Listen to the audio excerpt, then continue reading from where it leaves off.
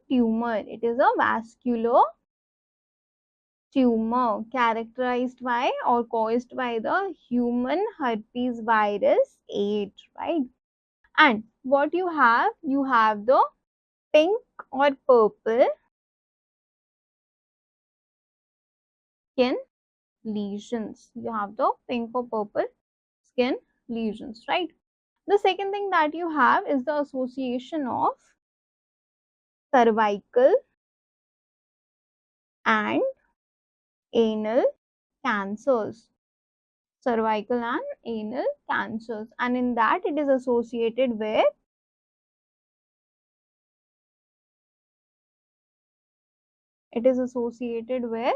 the human papilloma virus. It is associated with your human papilloma virus. Now, what are the neurological manifestations that you have? The neurological manifestations, the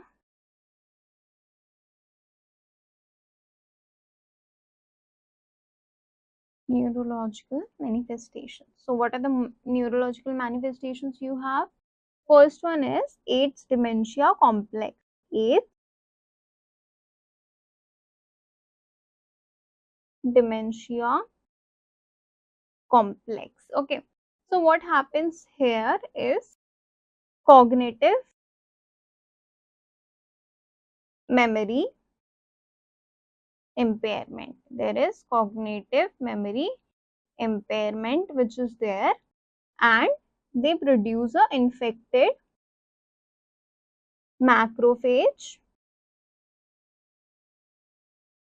and microglia in brain. Okay, in your brain. Next, second that you have is the what? Progressive multifocal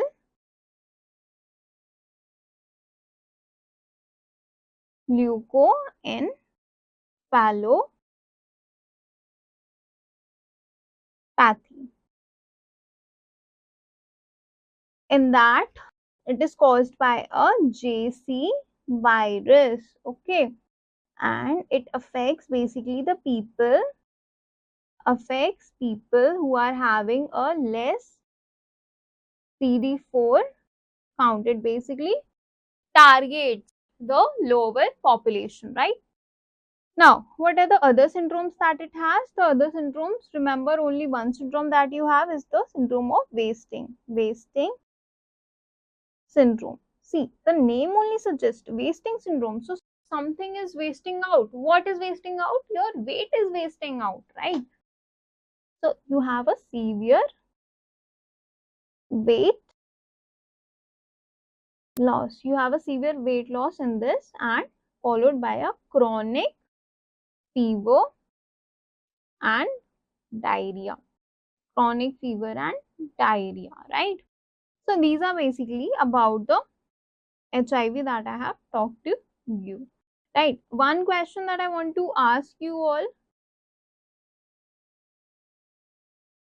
when is World's AIDS Day celebrated?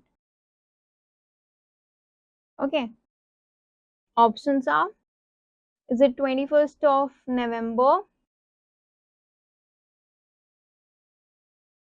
Second option, is it 3rd of March? Is it 6th of July? Or is it 1st of December? Right? So it is 1st of December. And we are done with the 8th portion. Okay.